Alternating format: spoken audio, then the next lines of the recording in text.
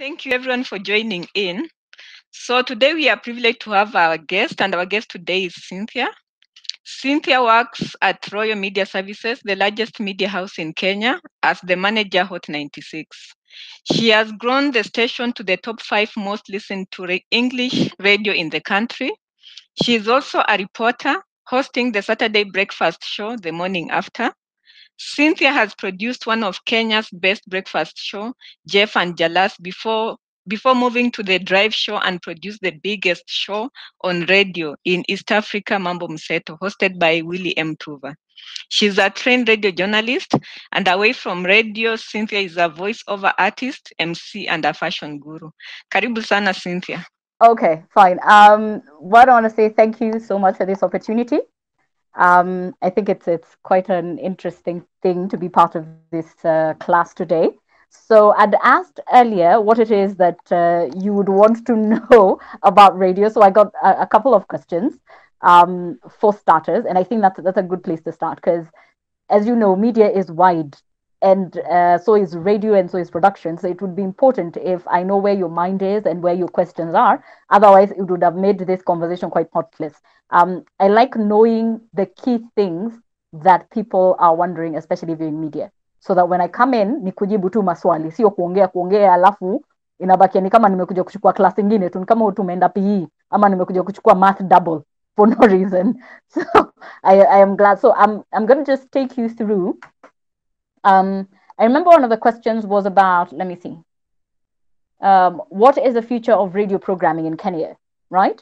This would have been a very different conversation because then we'd be talking about, oh, the future of radio is coming. You do not know how this is going to happen. We cannot even predict because this is what is going to take over. But then COVID happened, the most unlikely of things, and we have been pushed into the future. So when we talk about the future of radio, we're literally in it. And some of the funny things are, even we can't predict the next couple of years. We can't even predict the next couple of months, just the same way doctors can't tell how quickly this pandemic is moving. Because then technology is being challenged, everything is being challenged. There is no one size fits all for a solution. So I sat down with a couple of experts in radio from the United States. They are under a group called Benstown. That's a media group, and also Trace Johnson Media Group. Oh, it's okay, Nashida, thanks. And Trace Johnson Media School. So Trace Johnson does a lot of trainings, especially in the United States and across Africa as well. So if anyone is looking for, especially personality training, he's very precise about the kind of things that he's doing. So we were talking about the future of programming and the future of personalities, especially during this period. And this period is what we're calling the future of radio. Now, a few things may be on point, but others maybe not so much. But the most important thing is the basics of it are the same.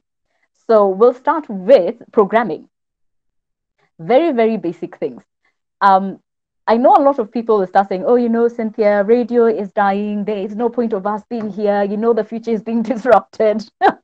Well, I say, as long as you, first of all, we all go in matatus. Yeah. Okay. Secondly, we all drive cars. Yeah. They all have radios. Yeah. So explain to me how radio is dying. Ah, it's not great. Then I guess we're in the same page. The only thing is the modes of consumption will change. That's the only thing that changes. You like your breakfast in a certain way. There are people who wake up, they're morning people, there are other people who are afternoon people. So, depending on what time you want to consume certain information, then that's the only thing that will change. And that's what people are calling the on demand information. So, you'll see we have things like podcasts where you can listen in at whatever time at your own pleasure. But as a country right now, are we there yet? Maybe we are. But as long as asubuhi unamkanga kwenda hustle, imagine bado tuko pale kwa breakfast utasikiza 6 a.m. to 10 a.m. standard. Drive, imagine ni 3 p.m. to around 7. Why? Because hizo ndo unatoka job na ndo unatoka hustle. Standard. It does not change. So what is going to happen is when we go to programming, we'll start with basic things like news, connection. Right now, you are living in a global world. So as of last night, everyone knew what was happening in Lebanon, Beirut, right? Everybody. We knew exactly what was happening. We had the videos, we had everything. Si kama zamani ulikuwa unaona CNN, then 2 days later ndo unaona a certain media station ndio inakuja kuambia sasa this is what happened in Beirut. You're like, where that was serious. Yeah, it was. Okay, moving on swiftly. What is happening in Katonzweni? Because then it feels closer to you. But right now, Beirut probably feels closer to you than what Upper Kahuho. You know where Kahuho is. You know it's in Kenya, but it's probably closer to you, but you feel more connected to a place like Beirut. Why? Because our version of connection is gone. Our version of what we call local news has stopped being very local. It's you want to find out what's happening in the US, you want to find out whether TikTok is going to be, I don't know, banned. Is it going to affect Kenya? Is it going to affect India? Is it you? There all these things. There's certain rules that are even being disrupted. Let's say like WhatsApp for now. I know there's a rule that there's a new rollout with WhatsApp. They're trying to see whether you can be able to verify whether the forwarded message that you have is genuine or not. It's been rolled out in certain countries. It's yet to happen in Kenya. But then that information is relevant to me. You might assume a couple of years ago that wouldn't have made any sense to me. But right now, decisions that are being made in the US are affecting me directly. And not just that, they're affecting me and my communication directly. So it means it will affect how I consume my news. It will affect how I am updating my life. It will affect the core things that are about my day to day life. Yeah?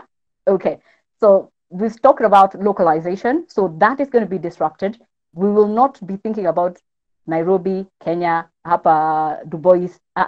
It's what is happening globally, but at the same time, it feels more connected to you than anything else. Best example, Black Lives Matter. All of us were just putting up black pictures written behind the scenes, Black Lives Matter. It was a simple thing, but it affected the whole world.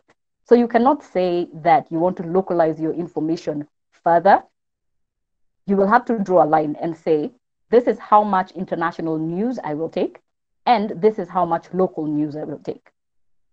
So I am not saying, Sasa, we stop caring about what is happening in the grassroots. No.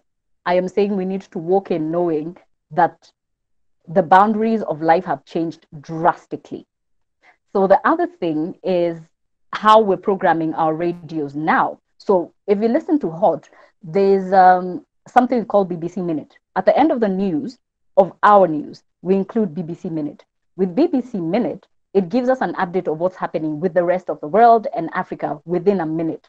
Why? Because we might want to highlight that, but then we are not as globally enabled as BBC is. So we partnered with them.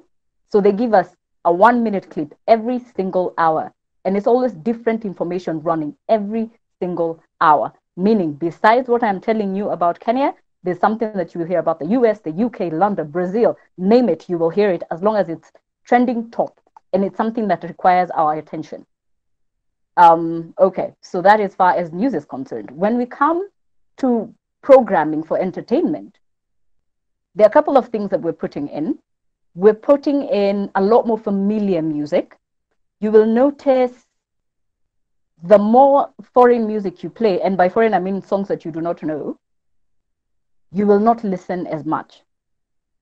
You'll always feel like, okay, hiyo sijaisikia, hiyo sijaisikia, hiyo sijaisikia. There's like, when you don't play songs that I know or songs that I understand, then there's no point of me being here. So you go to a station that plays music that is relevant to you and music that you resonate with. That's why you'll find there's some stations that play a lot more older music, but then you sing along to every single song.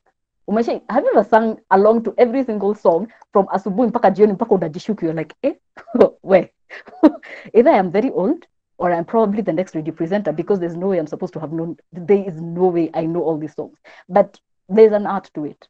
We do that so that you don't have to switch and look for another station that is not playing your kind of music. And your kind of music is the kind of song that every time he plays, hata unaenda ukiimbanga nayo. Sasa kasa hisi wote tunaimba Carolina for obvious reasons.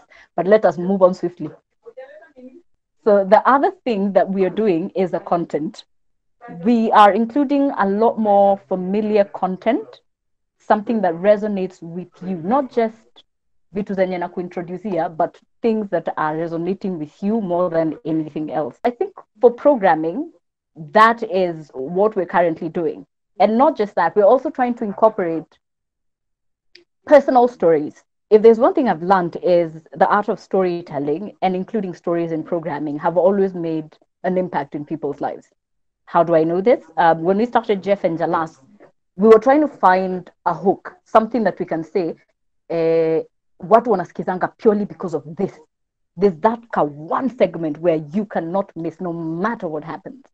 So over a period of about a month, 2 months, we struggled with it. We're like, oh my God, what do we do? Do we start talking about relationships? Do we start and sometimes it takes longer than you would expect. But then when you finally find it, it sticks. And what is this that we found? A story a day. How did it start? So we were seated in studio, and Jeff kept talking about how he'd been to Rwanda, to Nigeria, to all these places. Then ikafika mali, Jalas was like, "Ay, my friend, when you're the only person who goes to places, even me, I have been to places." So we started trading stories. Jeff would tell his story, Jalas would tell his story. Jeff would tell his story, Jalas would tell his story. And then it started gelling. Then we were like, no, how about we also include other people's stories? Because that doesn't news in abo. Sawa, sawa, let's go. Let's find other stories. And then we started incorporating other people's stories, and it grew in ways that we cannot even explain. People loved that. People would send screenshots in their houses on YouTube. They're like, hey, Cynthia, maze, this story in Shika. I know I missed breakfast, but I am so glad that you guys are uploading this and we're able to catch up with it. And that for us became a way of programming to include other people's lives in our daily stories. So as we move, you discover people's stories. And the joy of this is everybody has a story.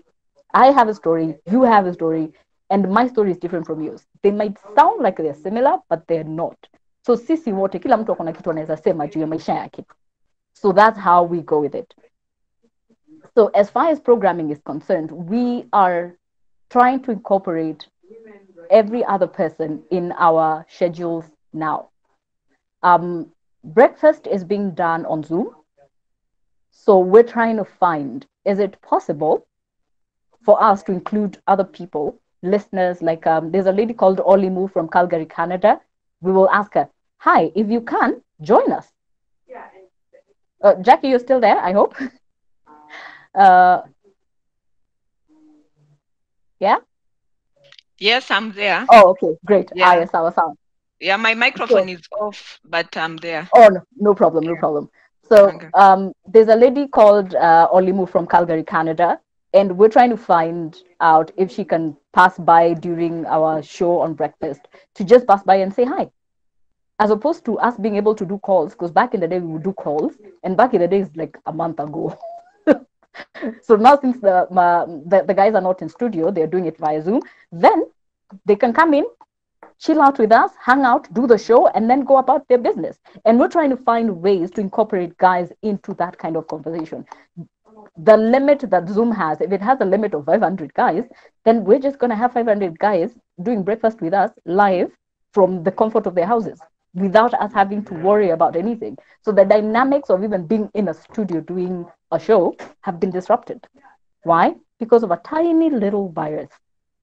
But then it has launched us into a space that we should have gone into ages ago. There are guys like Milad Ayo. Milad Ayo has a studio in his house. He's Tanzanian. He runs everything from the comfort of his house. He hasn't gone to his studio, the official studio, in almost 2, 3 years. He does everything from his house. He will do his show live, broadcast, edit, everything. You will not even tell the difference. Someone else who does that is, I think, G Money as well. Depending on how difficult or the dynamics of him doing his show, he'll do it from home. He does it from homeboys. I'm saying this because right now this is a class, so I can't just be talking about how great RMS is doing.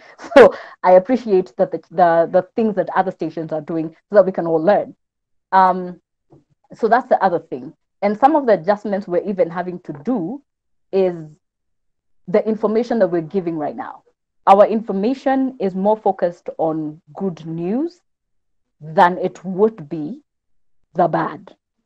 Because truth be told, you open your newspaper, it's just, you open Twitter, it's just, Facebook, it's just, like, it's, you get tired emotionally, physically. You're already going through so much stress that you don't have the capacity to take any more bad news. Now, imagine your listener. If you're programming for radio, it becomes your business to figure out how everybody else is feeling. Are they feeling overwhelmed? Are they feeling exhausted? Are they feeling that they need some sort of hope?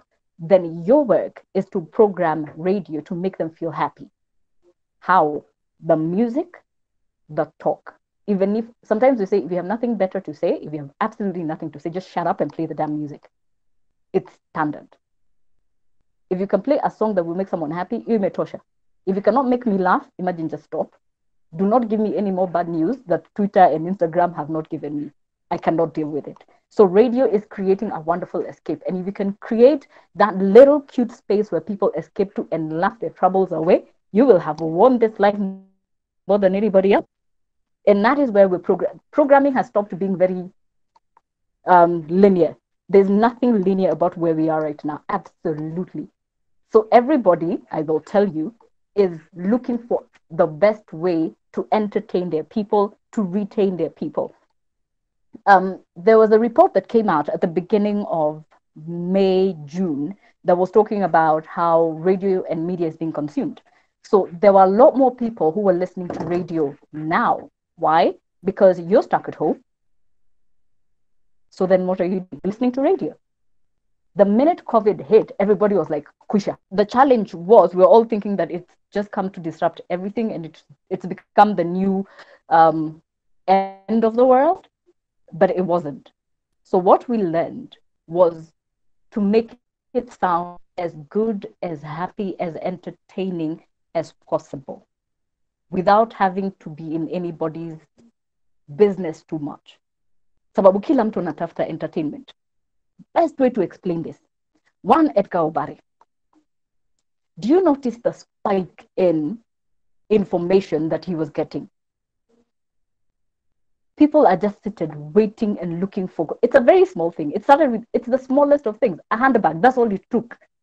And everybody was on it. Like, oh, it belongs to this one. No, it belongs to the other one. No, it belongs to this other person. Apana. Oh, I am doing a live to say me, I'm in Kenya. I am not in the. But do you notice how fast that rolled out? It moved within minutes.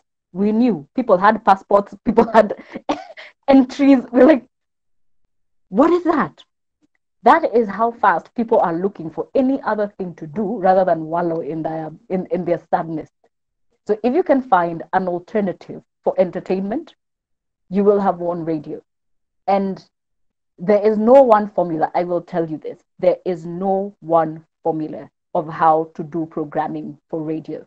It's what your target audience is and what it is they're looking for at that particular period. NRG, Hot 96, they're both English stations, but their TAs are very different. The kind of music they listen to are very different.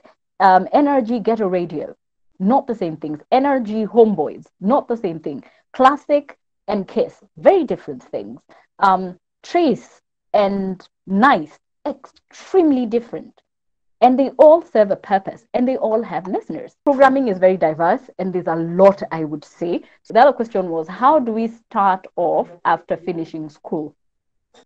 If you want to do media, if you want to be in radio, in TV, in whatever it is, newspaper, magazine, name it, you need to start the minute you decide this is what I am doing. You start your first year, you learn the basics, start pursuing it, learn harder, go look for whatever it is that you need. Don't start looking for something after it has happened. Why? Because now how we used to do radio then and how we used to do trainings then has changed now. Right now, I am competing with bigger brands. My competition is not even necessarily Classic and Capital. My competition is Radio Citizen and Milele. The dynamics have changed. These are people who talk to 2 million, 3 million, 4 million people. And if you're asking to come to work with me, then please tell me you have about 500 people who are loyal to you. And so therefore, if I put you on air, I am adding more people to me. It's about being able to have the bottom line sorted. sort my bottom line, then we're good to go. Solve a problem. Don't come expecting me to train you to do something, to do something, to do something. Bring your offer on the table. Your CV, well and good. Thanks. Well done. Congratulations, you have a CV. Yay, you have a diploma, you have a degree. Congratulations. Well done. Then what else are you bringing to me? Because that's not enough. It really, I'm sorry, it really is not. You guys might not be as lucky as we were. And I will tell you, the most unfortunate thing, you're not lucky. You are not half as lucky. When I joined media, I had never seen a recording studio. I had never seen a microphone. I had never seen a mixer. I had never seen none of this thing. Never editing, so zero, nothing. I walked into an internship and they taught me everything from scratch. You, unfortunately, do not have that luxury. Most of you have campus radios. You're able to interact with these things before you come. Now, since you're already working with these things, please do something else. Honestly, start a podcast. It's cheap. It's free. There's an app you can download on your phone. Download, edit, put it up. Instagram, Twitter. I mean, it's literally right there. Work your way up. Give me a reason to say, I can see the potential. I have seen how far you have come. Na kwenye umefika, labda umekwama. Then let me take you to the next level. But you will not come to me when you're at zero and still expect me to put up and pour even more things into you. No. The difference between you and the next person is the amount of effort they put in their dream. Okay? So I appreciate guys who keep saying, Cynthia, it's my dream to be a presenter. I cannot imagine. I think I can do better than Willis Raburu. I think I can do better than the ones you have put there. Mi hata najua rege sana kushinda Rapture. Mi kwanza ukinieka tu hapo. Then I ask you, okay, so what are you doing about it? Mazejo opportunity tu ndo nataka. What do you want me to do? I cannot put food on the table and still chew it for you and give it back. No. If you think you have what it takes to be a presenter, then you should have started a podcast ages ago. You should have done something ages ago. Your first year, your second year, your third year, you should have started something. You should be growing something. Don't expect the media house or the place where you want to work to start training you to do it. Right now, we're talent hunting, we're scouting, we're handpicking. We have that luxury now. We can say, I like this one, I can see her potential, and I think we're going to go with her. People like Aziad, all it took was a video, and all she ever wanted to do was act. She took all the opportunities available and she put it out there. And I'm sure this wasn't her first video. She had so many other videos that she'd put out. But then that's how she started being handpicked. People like even Edgar Obare. Before Edgar Obare, there was a guy called Frankie. Frankie used to run Media Madness. And that used to be the most insane, ruthless, heartless gossip column we all freaked out about reading. Unakuja tu Monday umetetemeka kwa sababu hujui kama wewe ndio utakuwa featured hapo, na kwa sababu hata hujui weekend ulikuwa wapi, unatetemeka. You're like, guy, nilionekana, picha zangu ziko wapi, ama mimi ndio nimeshikwa leo? But then you know what happened? He got picked because while his writing was really, really good, he's working one of the biggest agencies, advert agencies in Kenya. That's where he works now. Same thing for Edgar. Great writer, wonderful writer. Next thing you know, he'll probably be writing for either a gossip column or he could start his own TMZ. If you say something is your dream, please don't sit and wait for someone to come and do it. And there's nothing that will help you more than that. The sooner you start creating your little colony and collaborations, the better for you. And then the last but not least question was, what does it take to be a radio presenter? The basics, you have to be a very good storyteller. A really good storyteller. Jeff is a good storyteller. You can listen to him for ages, like really, ukae tu hapo msikize, because he knows how to narrate. Jalas is a good storyteller. He will tell you stories that will just make you laugh. Mina is a good storyteller. All these people are very good storytellers. They narrate, they make you feel happy, entertained. The other thing is you have to be able to draw a line. And this is very important. People sometimes forget about it, especially when you get into media.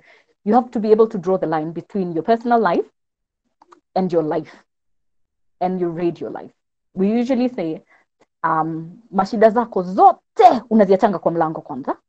Ukiingia kwa studio, you're the person that people expect you to be. If you're happy, bubbly, excited, all these things, you are those things.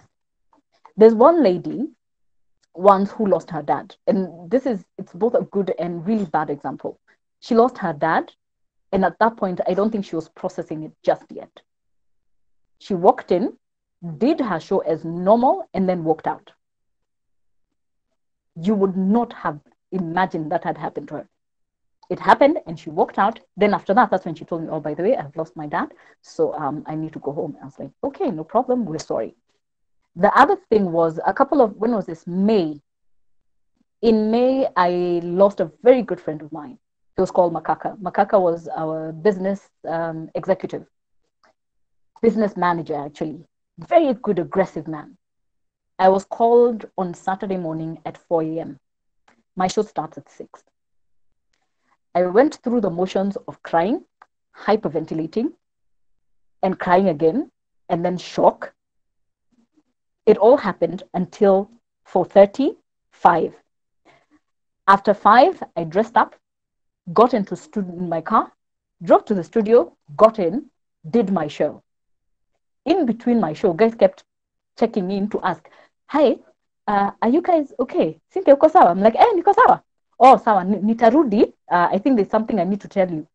So at around 10:30, this guy came back and told me, Cynthia, Makaka has passed away. I'm like, yeah, I know he has. But I needed to do my job, unfortunately. But then after that, now the morning started. But that is the unfortunate thing about radio. I will not lie to you. The one thing I hate is sugarcoating things, and I will never do that for you. Honestly, I will never. It is a very cutthroat, ruthless industry. It is paramount that you actually go to school. Now, I feel like I am downloading some information that we're going to be talking about tomorrow with Jareda on our Facebook page. We were asking, what if you have talent, then what? Is it all is it all you need? You just need talent, and then you can just walk out and say, mimi mtangazaji, niko na sauti, ninaweza fanya. No. There's so many other details about being on radio and being in media that require for you to go to school first. And that's usually the first thing that when we're trying to hire you, we'll ask, have you gone to media school? No. Okay. We may train you, but we will require for you to enroll into school first. Because why? There are certain details about media that we will not teach you. Media law, we will not teach you. What you can and cannot say on radio, we will give you a log that says, these are the rules and regulations of 496. But the details of how to go about radio and entertainment and media, those purely lie on you. You have to go to school. You have to learn how to do it. And you have to do it right. So that is standard. It does not even matter who you are. Trust me. People thought you don't need to go to school. If you did not need to go to school, Jalango would not be busy looking for his degree right now. It's important. It matters. Talent can only take you so far. You need to learn how to harness it. You need to learn how to make sure that you're taking advantage of every opportunity you've been given and how best to even grow in the industry that you're in. Because sometimes utaingia unasema wewe ni creative kwa sababu unaweza andika script and then upatiwe ads ka saba, then you're like, okay, I don't know what to do. My creativity can only take you so far. Because it can. Itaishia hapo kwa script ya kwanza na ikatae. And that's it. But you need to go to school and learn just the basics sometimes. Because that's all. Jackie, you can agree with me. The basics of media are core. And especially with people like Akina Ezekiel Mutua, as well as the media council, they're very strict because this is a profession. So watu waje kusema mimi niko na talanta tu imenitosha. Haitoshi kaka. Haitoshi dada. Mpaka uende shule. I think I have 10 minutes, so I'm going to end this conversation there so that we can handle the questions. Thank you so much. That was very insightful, I must say. So I think what I'll do, I'll hand over to the class president, Lekishon. You are there? So you can take us through the questions that are in the chat or your questions, then we finish. Okay. Yes, thank you. Thank you so much, Cynthia, for a very informative talk. We've learned a lot. Okay. Okay. Just a few questions for you from the class. Sure thing. Uh, we had Victor who asked, what content do radio producers look for when they are choosing what to air? What content do radio Radio producers producers. look for going to air? Maybe you could answer that. Okay. I think let's just do one question at a time so that I can answer, and then we move on to the next one. So the content that we look for as a producer is the kind that is relevant to your audience. Right now, for those who produce breakfast, and I am the executive producer of the breakfast show right now with Jeff and Hamo, is what is relevant to the audience now. What is relevant right now is the share bill. That is important. We want to know kitu yenye wanasema mambo ya share, mambo ya sijui formula keta ngo. What is it? If as a Kenyan it's going to affect me, then it is important that I put it out and we get someone who will explain it like a 2-year-old, what it means to the Kenyan. So the things that constitute the kind of content that goes on air is the kind of audience that you have. Mtu mwenye anasikiliza breakfast na mwenye anasikiliza mid morning, they're two different people. So you need to know mwenye ananisikiza ni mtu akokole, anafanya nini na maisha yake. Anatafuta hustle, anatafuta the next source of income, then we bring content that is aligned to that. If you're looking for hustles, then we'll look how to make money in Kenya. That's one of those things we'll talk about. The entertainment bit, we want to know what Kim Kardashian are doing, but at the same time, you want to know what Calligraph Jones is doing. Also, Lupita is in Beyonce's album. What is she doing? Those kinds of things.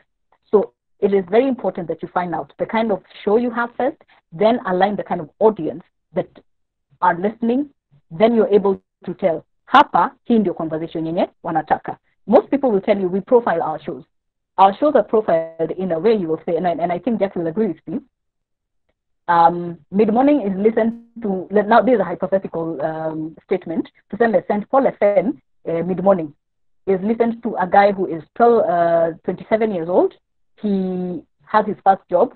He is driving his first car. It's probably a Subaru or a Nissan B something or a Mazda or a Mazda Demio, ama a Honda Fit. Like you go to the detail to the point of akona dem moja, lakini akona side chick, ama akona wife na mtoi, ama akona. It's very intricate to a point. By the time I'm coming on air to talk at St. Paul FM, I will say things that my 27-year-old listener will relate to. Every single point. Okay? So that is what constitutes the kind of content that you put on radio or the kind of content you put in the show. Okay, thank you. And maybe for the last question, it's about NRG Radio. This is Karaoke who asked this. Why is NRG Radio among the most popular radio stations despite the content they air? Why is NRG becoming so popular? What are they doing? What could be their secret or something? Well, it would be hard for me to answer that question because I don't work at NRG. Also, I'm sure they have their secrets and they have their target audience. So if their target audience at that particular period are popular, then it fits right in. I will tell you the mechanics that are on the machinery that is put behind NRG is very thorough. So they know exactly what it is that their audience expect.